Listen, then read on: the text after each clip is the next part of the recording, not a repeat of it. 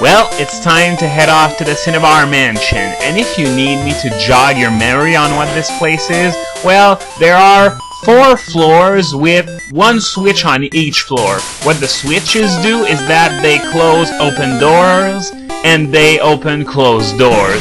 All the doors on the floor are opened or closed depending on what position they're in. But unfortunately, unlike in the Sylph Tower, there's no key to open all those doors. You really gotta go by the switches. So the best way to explore this place is to ignore the switch for now, and after that you go and explore every place you can explore without having to press the switch. And after that you go back to the switch, you press it, and then you go to the places you couldn't access before. In doing so, you should be able to find all the items in the place. Now, the purpose of me going through this dungeon is not just to get the loot. There's also the key to the Cinnabar gym somewhere in there. So I need to get the key if I want to get the 7th badge, and I need the first 7 badges if I want to collect the last one. Now, I've been in this place for barely a minute, and I'm already getting pissed off at the encounter rate. Now, I remember why I hate this place so much. It's not the constant switch flicking, it's just the freaking random encounters. And they're like spinach to a baby. You need them to grow big and strong, even though you don't like them. Okay, now I was wondering how long this will last. So anyway, the other day there was a topic on Libeldra where we were talking about how some moves were really crappy, yet GameFreak seemed to think very highly of them. The topic was originally about Razor Wind. You know Razor Wind? 80 power, 100 accuracy, but it's a 2-turn move. Yeah, like Solar Beam, it attacks on the 2nd turn. And yeah, there's also the increased chance of critical hit, but seriously, it's exactly like Strength, and I think we'll agree that Strength isn't a very good move, especially when compared to the likes of Return, Body Slam, and Double Edge. Strength is just really lacking, although X-Scissor is the exact same thing, only bug, but there's no better bug move than that. That's commonly learnable. Well, there's Mega Horn, but its learn base is really limited, so in several cases, X-Scissor it is. But as I was saying, Razor Wind is exactly like Strength, except you trade off a higher critical hit rate for a charge-up turn. What the fuck were they thinking? Idiots! And they really seem to think highly of it too, because everything that can learn it via level up, well, they learn it at a rather high level. Most blatant example is Floatzel learning it at level 50. That's right, 50. It's the last move it learns naturally. 21 levels after Agility. I'm not kidding. Razor Wind is supposedly so much better than Agility that Floatzel learns it 21 levels later. Idiots! Okay, now that I've flicked the switch, I can access the room that's near the middle of the floor, but it's the only room that I couldn't access before, so I really hope there's something in there, because if they made a switch just for the sole purpose of getting to a room where there's nothing in there, well, once again, those game designers must have been drunk. And there's nothing in there, or is it? No, there's absolutely nothing. That corner looked a little suspicious, but there really is nothing in there. Once again, idiots! Now, I was speaking of crappy moves earlier, and another one that came back was Feint.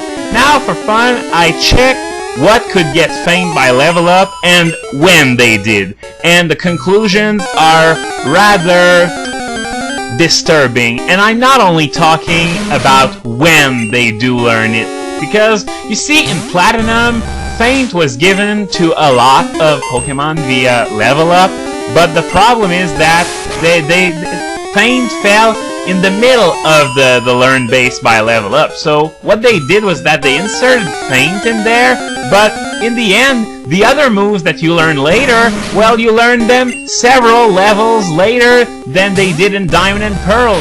the best example is Yan Mega, which could learn Air Slash and Bug Buzz at level 49 and 54, or was it 54 and 49? I don't remember, but instead of 49 and 54, it became 54 and 57.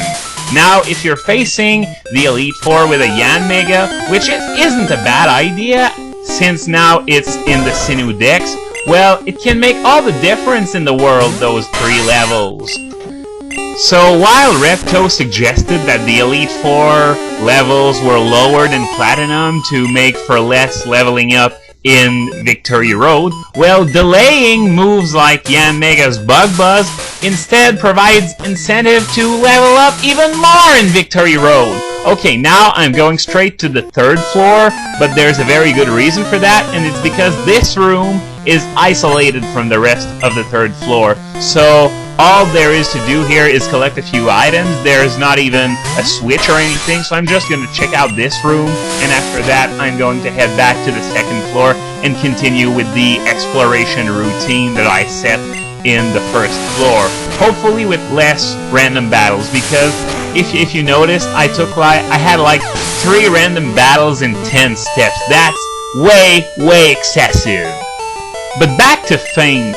As for the levels themselves, when they're learned, a lot of Pokemon learn it in their 30s and 40s, but oh yeah, I'm gonna cut this right there because I forgot to mention that Cinnabar Mansion was peppered with those diary pages which talk about Mew and the creation of Mewtwo.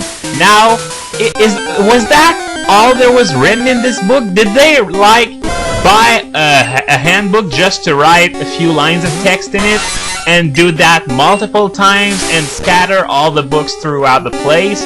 Because instead of just, you know, buying just one book, writing the whole thing in it, and then storing it in a place that has less wild Pokemon than this, damn it! Seriously, imagine if your local library was swarming with fire dogs and fire whatever Vulpix is, and piles of sludge and everything like that, and you had to fight them in order to find the book you want. That is stupid! But not quite as stupid as writing something that could have fit on a post-it note into a book that looks like it could have 200 pages. And of course there was a max revive in there because it didn't look conspicuous at all, no! So now I can begin exploring the 2nd floor now that that little isolated room is out of the way. Now, what was I talking about before I found that book about Mew? Let me think. Oh yeah, I remember I was talking about the levels at which each Pokemon learns Feint. So yeah, a lot of Pokemon learn it in their 30s and 40s, but here we've got one example that really takes it way over the top. I'm talking about Trapinch, which learns Feint at, would you like to take a guess? 55, 65, 70? No, not even that! 81! Level 81! It learns Feint at level 81! And just as funny as this, it learns Fissure at level 89, and that's when it stops learning those level up moves. Finally, I don't think there's any other non-legendary that continues learning moves in their 80s. Even their 70s, damn it. I can't think of one Pokemon that does this, but Trapinch, well, it thinks way outside the box, Feint and Fissure in their 80s. After the likes of Crunch, Earth Power, and Earthquake. Yeah, think about it for a second. Feint and Fissure are more valuable than Crunch, Earth Power, and Earthquake. Ouch!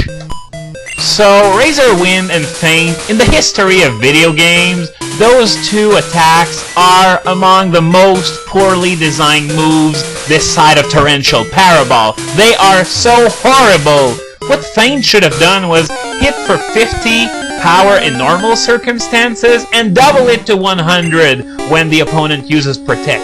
As it stands now, it's 50 when the opponent uses Protect and nothing at all when it doesn't. Okay, I'm gonna stop it there because I need to cool down after the crap I've covered.